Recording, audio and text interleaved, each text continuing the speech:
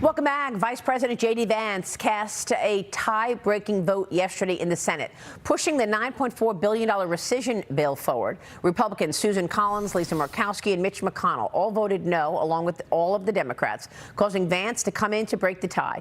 Lawmakers now move on to the debate phase. Once that wraps, another vote-a-rama will take place where an unlimited number of amendments can be offered. They'll face a Friday deadline to send the bill to the president's desk for signage into law. Joining me now is Texas Congressman Jody Arrington, chairman of the House Budget Committee. Mr. Chairman, it's great to see you. Thank you so much for being here. Good morning. Good morning. Good to be with you. Were you surprised at the fact that you needed J.D. Vance to come for the tie-breaking vote yesterday in the Senate, or were you surprised at the number in terms of the rescission package actually did pass? Well, a little bit of both here because, most people don't realize the president in his first term sent a $16 billion rescission package, which would have been the largest rescission package ever in his first term. We passed it out of the House and it failed in the Senate. So the Senate's record isn't very good.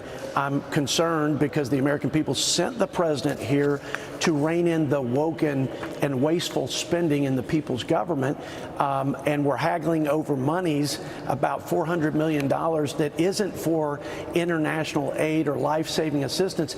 It's more promotion of radical ideology and woke programs. But nevertheless, we've moved past a procedural hurdle, and I believe we're going to get this $9 billion in wasteful spending rescinded and back to the Treasury to reduce the taxes on our children, which is the $2 trillion annual deficit. Well, look, people are so happy with you all focus on spending cuts and getting the financial house in order. I mean, what a great month of June. The U.S. Treasury Department posting an unexpected surplus of more than $27 billion in June. The tariff receipts surged, bringing the fiscal year-to-date deficit down to $1.34 trillion.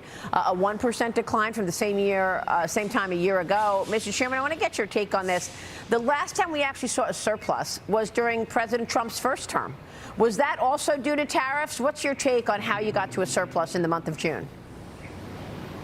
Well, I think in the first term, we saw the fundamentals improve with the same policies, Maria, that are in the big, beautiful bill. That's the reduction of tax and regulatory burdens, so we incentivized investment and job creation. We also incentivized work with the work incentives on work-capable individuals.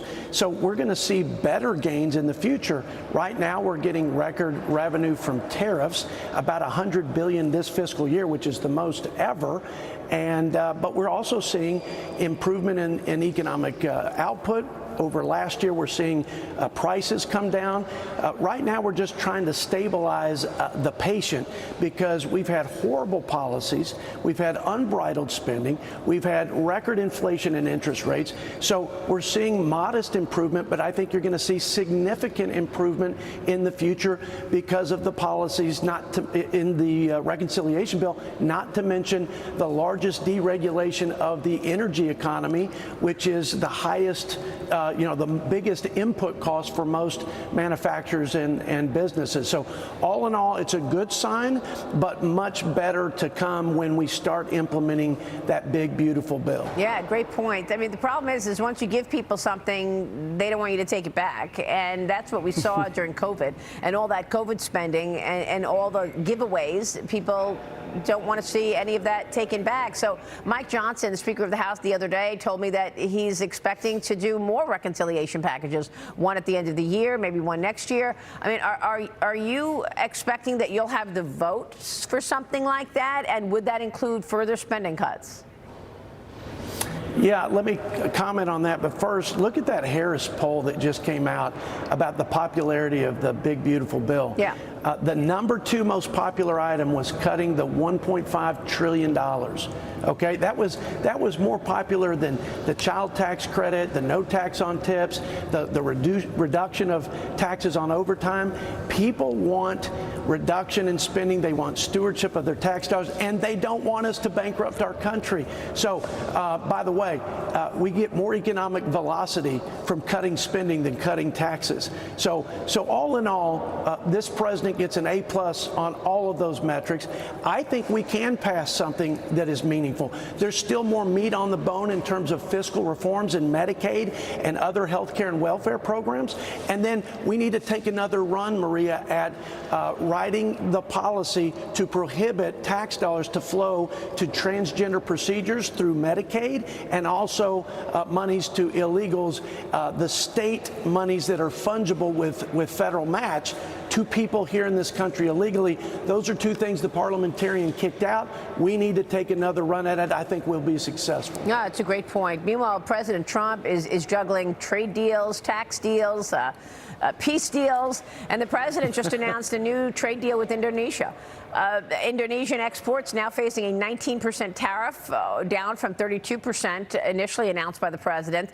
So when those Indonesian products come to America, they'll get taxed 19%, but no tariffs on U.S. goods going into Indonesia.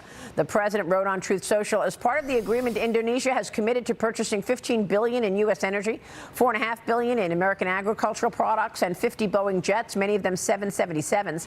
Mr. Chairman, the EU's trade chief is going to be in Washington this morning. He'll be speaking with Howard Lutnick and Jameson Greer.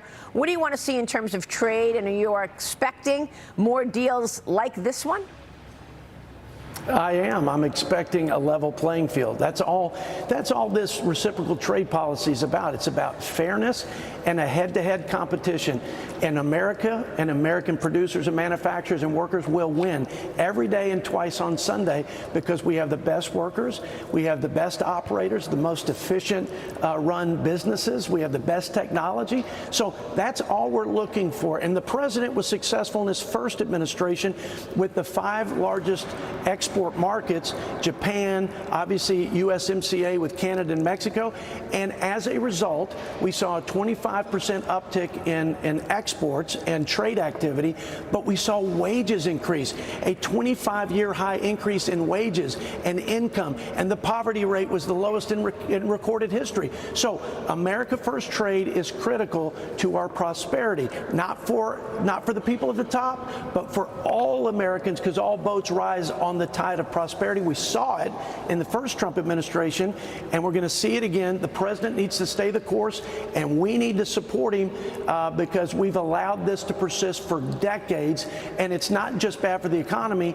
The dependence we have on adversarial nations like China is a threat to our national security. So I say, go Trump, go. We got your back. Yeah, I understand that. The national security issues are real. The president knew that from day one and has really tried to get supply chains into the U.S. to be less reliant on our #1 adversary, by the way. Congressman, it's great to see you as always. Thank you, sir. Great to be with you, Maria. God bless. And to you, Chairman Jody Arrington on Capitol Hill. Quick break and then